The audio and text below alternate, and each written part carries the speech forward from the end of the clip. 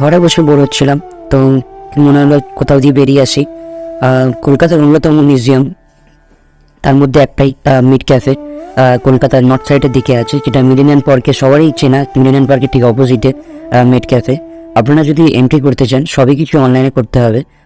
অনলাইনে করতে গেলে ফরেনারদের জন্য 250 টাকা, আর ইন্ডিয়ানদের জন্য মাত্র 20 টাকায়।